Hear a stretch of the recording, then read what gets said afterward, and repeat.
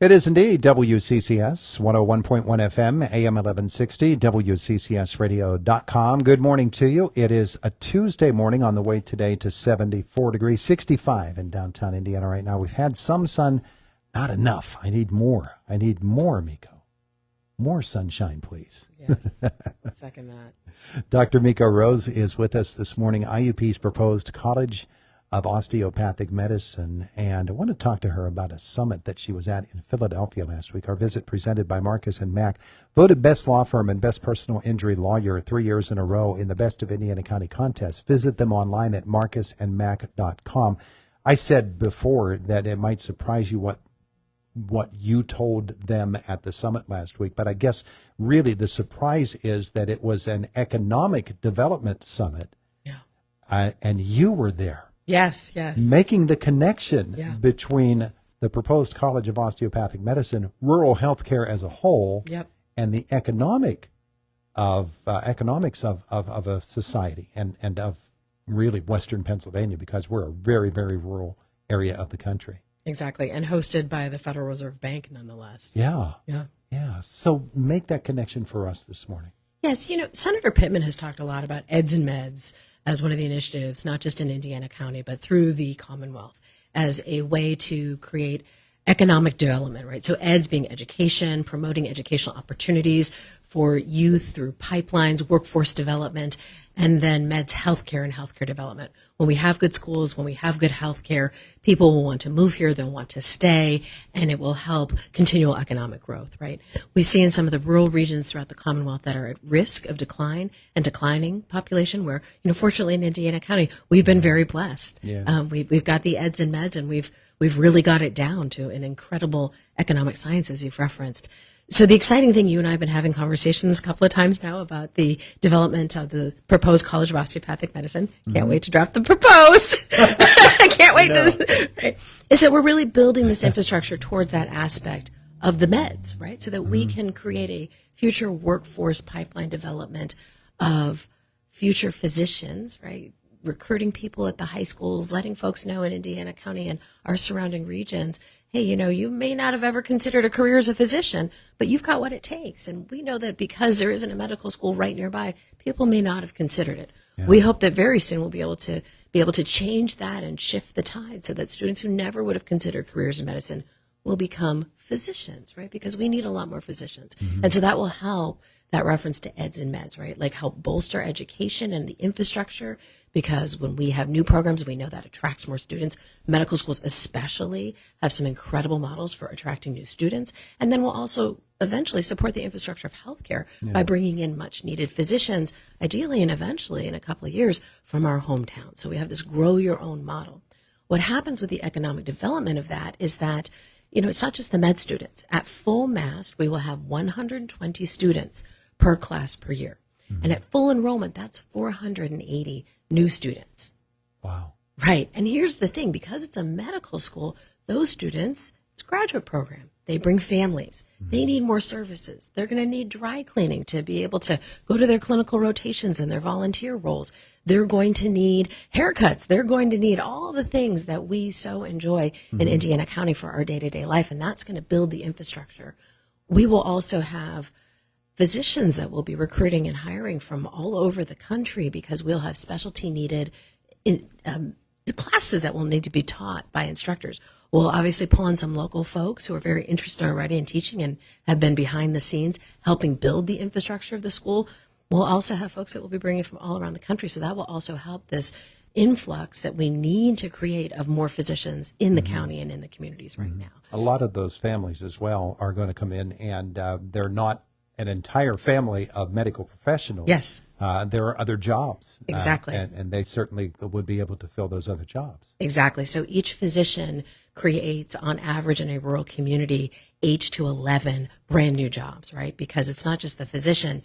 They need staff support. They need front desk. They need nursing support. They need support. And that full income stream creates a number of new jobs.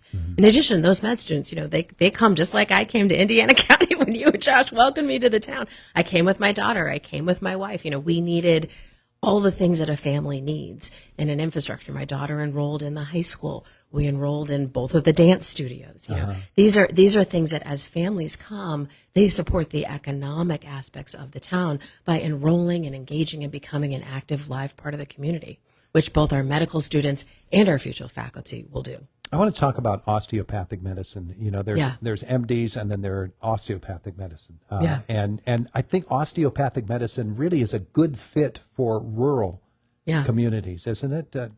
And folks might not even know the difference between the two of them. Yeah, I absolutely agree. You know, just looking at the stats, if you look at MDs versus DOs and what specialties they tend to enter, DOs enter primary care at a rate more than double that of MDs. We have an average rate of entry into primary care of around 60%. So that means of all the graduates of this medical school, 60% of those graduates are going to enter primary care. That's pediatrics, internal medicine, and family medicine. I don't know about you, but I've already had my second primary care physician, right? You know, it's hard to find and it's hard to keep one. So we know that that's an area of great need, and DOs and osteopaths really have that history of entering primary care. They also tend to enter rural communities, so that's double the rate of entering rural and underserved care for DOs. And then philosophy. There are a lot of allopathic physicians who individually have a holistic approach to medicine and healing the body, but the philosophy and training in the classrooms is very different. We look at the bodies in osteopathic medicine as having a natural ability to take care of oneself, right? Much like Indiana County, we kind of do our own, take care of our own, and we are very independent. We see the body as a holistic unit that can naturally heal itself, that when barriers to healing are removed, a disease state will naturally resolve.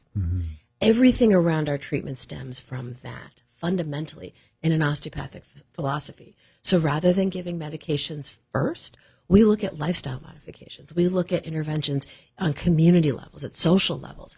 Osteopathic physicians are very, very involved in community involvement and community supports.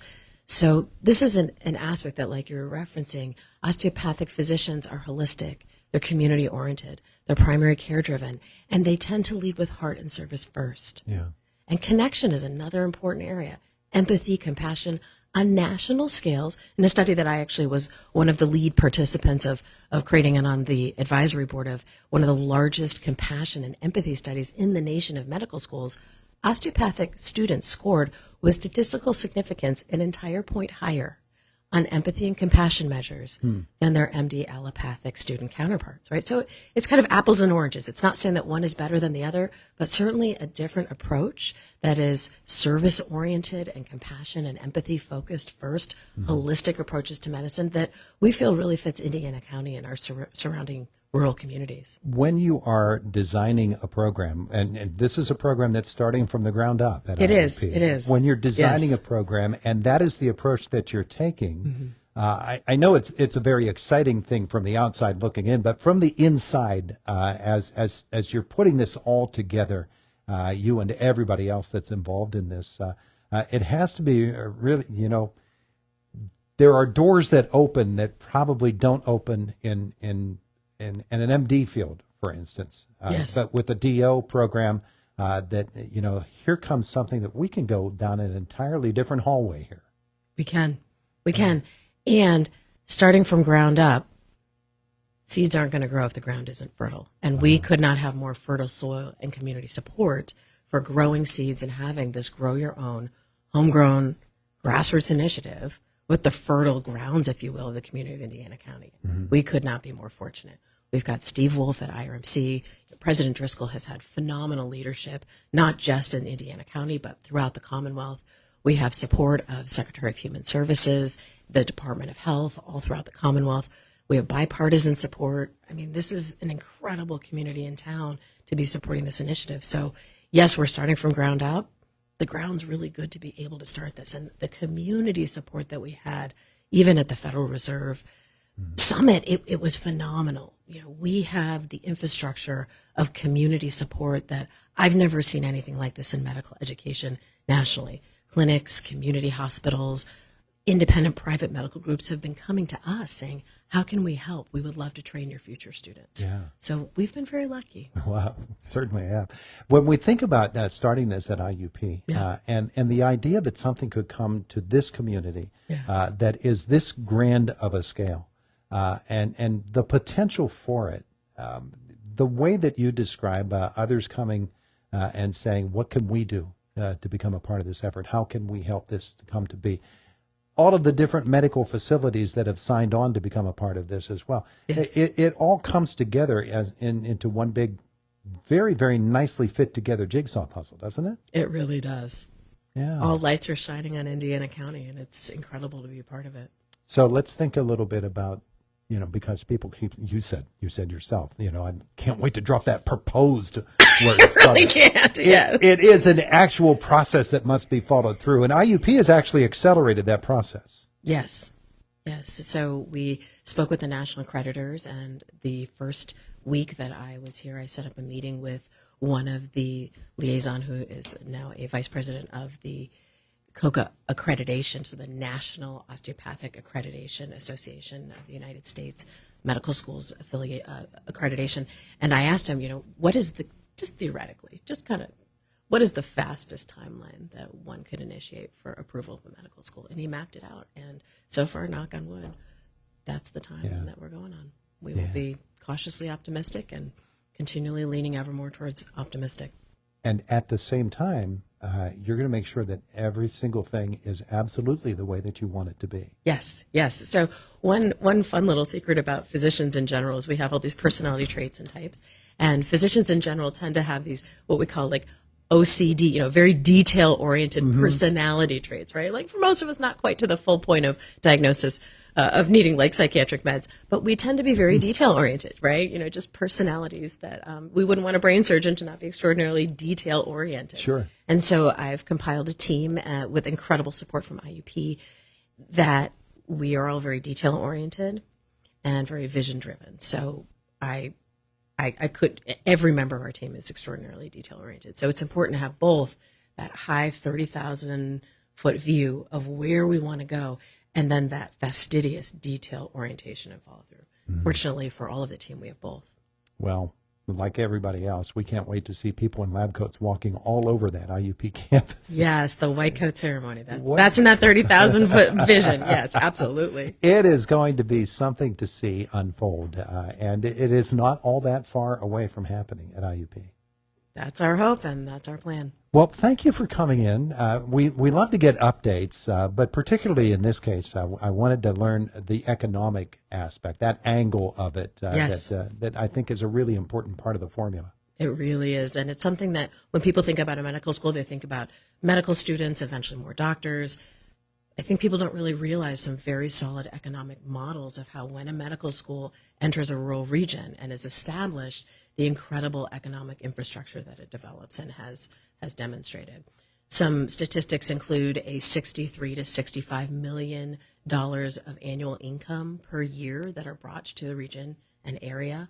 Once we start graduating students that become physicians, with just as little as 60% of physicians graduating, if they stay in the Commonwealth, that will create a $1.3 billion with a B, $1.3 billion income revenue for the state of Pennsylvania yearly, just by graduating and keeping 60% of our graduates in the Commonwealth. And we know from IUP, we tend to do a little bit better than that. Yeah. But there are just very solid, strong models of bringing millions and eventually billions of dollars to the state annually and creating hundreds of jobs. So 463 jobs just in the region once we're at full operations. She is Dr. Miko Rose, IUP's proposed College of Osteopathic Medicine. It's coming.